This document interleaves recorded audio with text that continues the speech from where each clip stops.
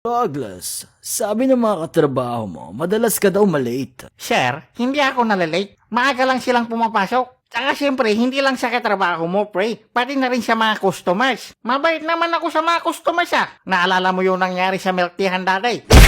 Anong kailangan mo?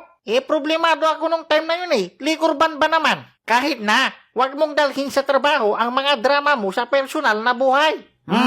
Okay, magiging mabait na ako. Pabili? Boss, may baliw dito.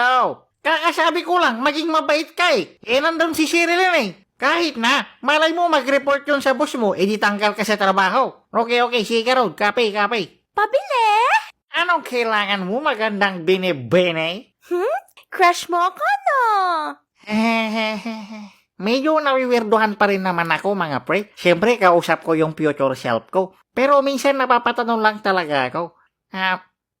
Kulot pala ako? Isa to sa babaguhin natin sa'yo, pre, ha? Ano na naman babaguhin mo? Kailangan mo to. Di mo ba nakikita mukha akong mabango? Nagdamit ka lang, mabango ka na? Punta ka doon, maligo ka. Para kang pusa na takot sa tubig pero amoy aso ka, ha? Grabe ka. Parang di ka naman ganito dati. Bilisan mo at makikipag-date ka ba kay Ubrey? So yun nga mga pre. After 2 days, naligo na naman ako. Sabihin mo yung totoo. 3 days. Yung totoo sabi. 3 years. Yan. Kala mo tato. Tigas na ng mga libag mo. Huwag naman ganyanan, video ko to eh.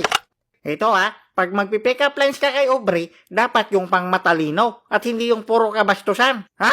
Anong bastos? Hindi naman ako ganyan klaseng tao. Aubrey, keyboard ka ba? Bakit? Papindot nga. Sabi mo hindi ka ganon. Ay, sorry. Gawin mo namang pang matalino at saka yung sweet. Hey Aubrey, ilog ka ba? Hindi, bakit? Cause my love for you flows like a river. Sheesh, Minecraft. Namat korni. Aubrey, ilog ka ba? Bakit? Kasi I love you for river. Yee?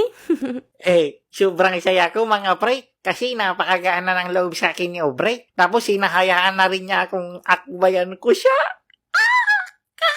Feeling ko isang bagay na lang talaga yung dapat kong baguhin para talagang masabi kong ibang tao na ako. At feeling ko, ito na rin talaga yung kulang para sagutin na ako ni Aubrey. At nandito na tayo sa pinakamahirap na bagay na kailangan nating baguhin sa'yo, pre. Ano yun? Yang pagbibisyo mo. Ha? Sa dami-dami kong ginawa, never enough pa rin ako? Yan yung number 1 na sumisira sa buhay mo eh. Ganyan din ako dati. O kaya nga, tingnan mo itsura mo ngayon. Di ba hindi ka natambay? May trabaho ka na. Di ka na rin nangungutang. Tapos di ka na rin umiinom. Ang lungkot naman ng buhay mo. Younger self, mas malungkot pag hindi ka nagbago tapos hindi pa mapapasayo si Aubrey. Kaya kita tinutulungan ng mas maaga para may oras ka pa para maipakita kay Aubrey na ikaw ang tamang lalaki para sa kanya. Yan ang mga bagay na huli ko nang nagawa at nagsisisi ako ngayon.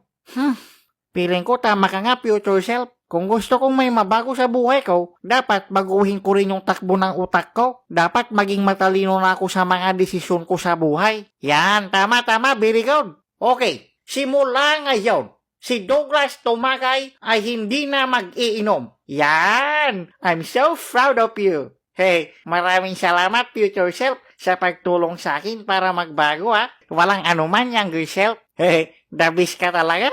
Hoy, pare, sino kausap mo dyan? Ha? Kausap ko tong future self ko. Ha? Ano sinasabi mo? Mag-isa ka lang naman dyan, pare. Di nyo siya nakikita? Mukhang good item yan, tola. Gegi. Teka. Kung hindi ka talaga nandyan, ibig sabihin, tama, nasa'yo. ulit. Nasa'yo talaga mismo magsisimula ang pagbabago, kaibigan. Blow minding. Hoy, pare, matagal ka pa dyan? Teka lang, Jar, tapusin ko lang daw. Hindi ka talaga totoo. Ha? Saan na siya? Goods talaga yan, tola. May natira pa.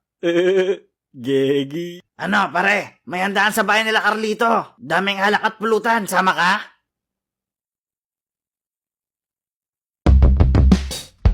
Di naman pala totoo. Bagtik.